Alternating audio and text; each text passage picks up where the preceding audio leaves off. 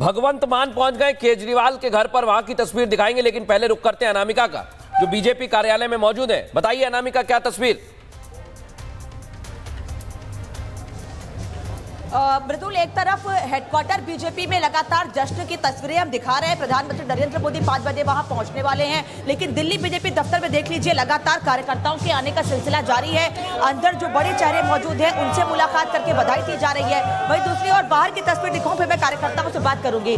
ये बिल्कुल बाहर गेट के बाहर की तस्वीर आप देख रहे हैं। सुबह से करीब 8 बजे से मैं यहाँ आई हूँ और 10 बजे से जब से स्थिति थोड़ी साफ होनी शुरू हुई है तस्वीर, तब से ही ये बैंड बाजे की धुन यहाँ रुकने का नाम नहीं ले रही है। ढोल नगाड़े बैंड, शादी का माहौल, दिवाली का माहौल, होली का माहौल, सब रंग आपको इस वक्त दिल्ली बीजेपी दफ्तर में देखने को मिल जाएंगे, क्योंकि जो भी कार्यकर्ता यहाँ पहुंच रहा है वो अपने अंदाज से इस जीत के जश्न को मनाना चाहता है। तो ये तस्वीर देख लीजिए एक बार और समझ जाइए कि कैसे यहाँ पर कार्यकर्ता, जो दिल्ली के कार्यकर्ता है, जो बार बार ये दावा कर रहे हैं कि ये दिल्ली बीजेपी कार्यकर्ताओं की जीत तो है ही, ये उन सभी लोगों की जीत है जिन्होंने दिल्ली की जनता के दर्द को समझा है। क्योंकि हमने कई बार दिल्ली के लोगों से जब बात की है तो बार बार लोग यही कह रहे थे कि अरविंद केजरीवाल हमेशा रोना रोते थे कि दिल्ली का काम नहीं, दिल्ली में काम नहीं कर रहे थे, दिल्ली में काम नहीं हो पाता है। तो इसीलिए जो काम कर रहा है हमने उसको मौका दिया है। देखिए आतिशबाजी भी हो रही है, इसीलिए मैं कह रही हूँ कि सारे रंग आपको आज दिल्ली बीजेपी दफ्तर में देखने को मिल जाएंगे।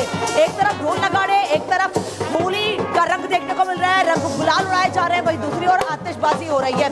इस रोड पर जहां तक आपकी नजर जाएगी आप देख सकते हैं कि किस तरीके से संजय यहाँ ये नजर, मैं लोगों से बात करूं, आपका नाम क्या है? मोहम्मद सादिक। राज तिलक की करो तैयारी, दिल्ली में भी आ गए भगवाधारी। ये बताइए, मौलाना साजिद रशीदी ने कहा था कि मैंने बीजेपी को वोट दिया है, तो कई लोगों ने सवाल खड़े किए थे, आप ये माने कि मुस्लिम वोटर्स बीजेपी के साथ? बिल्कुल बिल्कुल, मुस्लिम वोटर बीजेपी के साथ था। हमारे कार्यकर्ता की 12 साल से दिल्ली में पसीना बहाया, मेहनत करा है इस दिल्ली की जमीन पर, किस तरीके से परिवर्तन हो।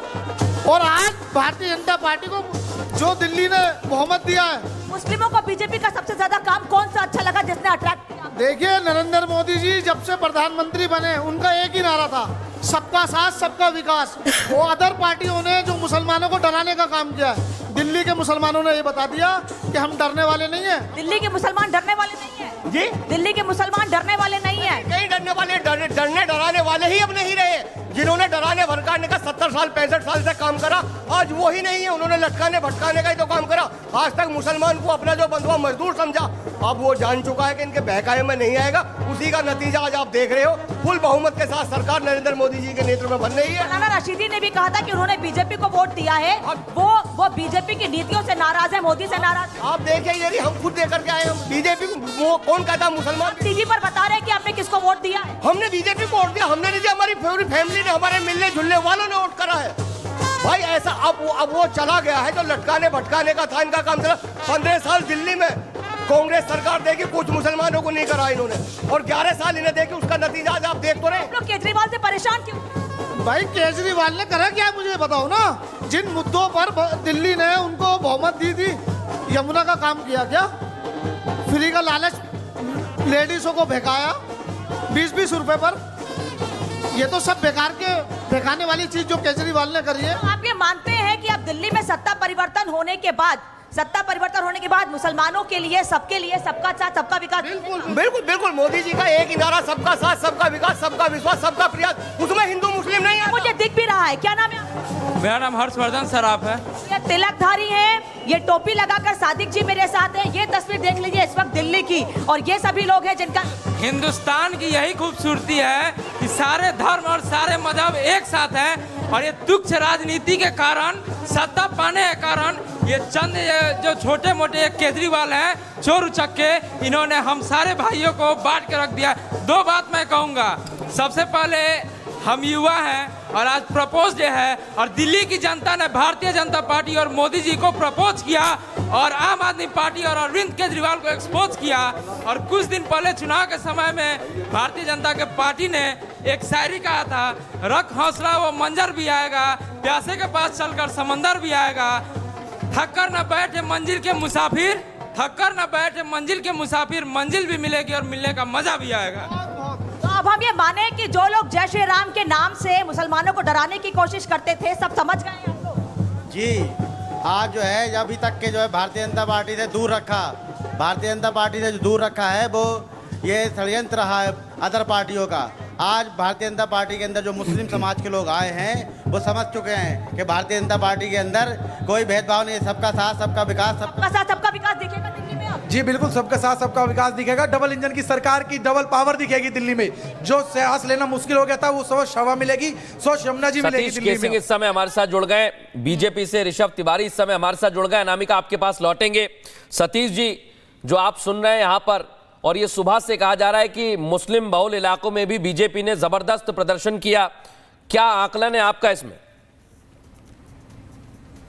देखिए, थोड़ा बहुत हुआ होगा। भारतीय जनता पार्टी के लिए भी सीखने का अवसर है। अगर मुसलमानों ने उनको कुछ वोट दिया है तो उनको 80-20 और बटो कटो का नारा खत्म करना पड़ेगा।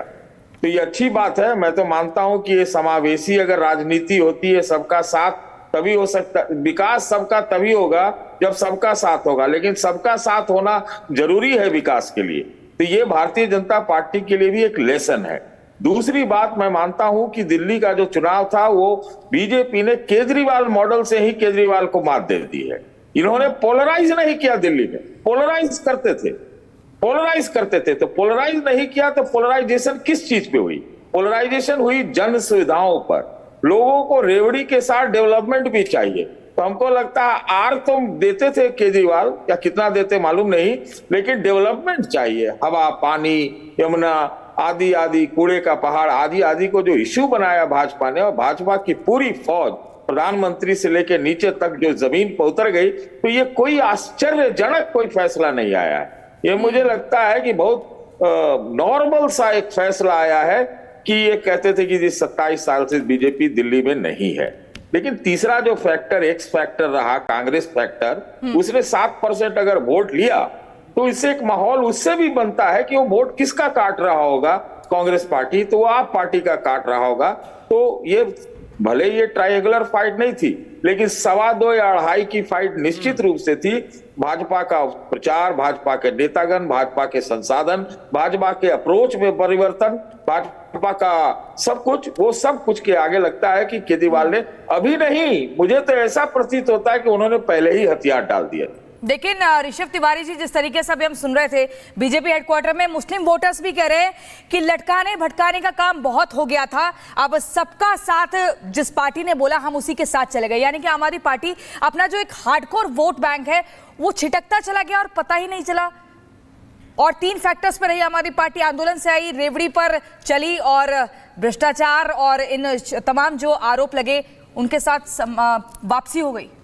प्रियंका जी, सबसे पहले आर भारत के सारे दर्शकों को बहुत बहुत शुभकामनाएं। मैं भी पार्टी दफ्तर ही था, वहां से आया हूं क्योंकि वहां माहौल जश्न का हो गया है, चर्चा नहीं हो पाती। सबसे महत्वपूर्ण विषय यह है जो हमारे पैनलिस्ट ने कहा कि मुसलमान जो आपके ओर बढ़ा है, और ये कोई आश्चर्य का विषय नहीं है, आपको सीखने की जरूरत है। बेशक सर, हम 70 साल में सबसे ज्यादा विपक्ष में रहे हैं और हमने यही सीखा है और यही समझा है दूसरी पार्टी को देखकर कि जब सत्ता में आए तो राजपथ पे नहीं, कर्तव्य पथ पे कार्य कैसे किया जाता है। और जो रशीद साहब आज कह रहे हैं कि मोदी जी के साथ चलने का प्रयास कर रहे हैं, कई डिबेट में मैंने उन्हें भी कहा, आपके चैनल पे भी कहा है, जब रोड बनती है सर, जब योजनाएं चलती है तो उस पर यह नहीं लिखा जाता इस रोड से हिंदू चलेगा, इस रोड से मुस्लिम चलेगा, उस पे अंत्योदय मूल मंत्र के साथ अंतिम व्यक्ति का विकास लिखा जाता है। दिल्ली की जनता मैडम रोंदू बच्चे की राजनीति को समाप्त की है, एक्सक्यूज मैन की राजनीति को समाप्त की है। जो रोंदू सतीश जी जो बात आपसे कह रहे हैं वो सवाल ये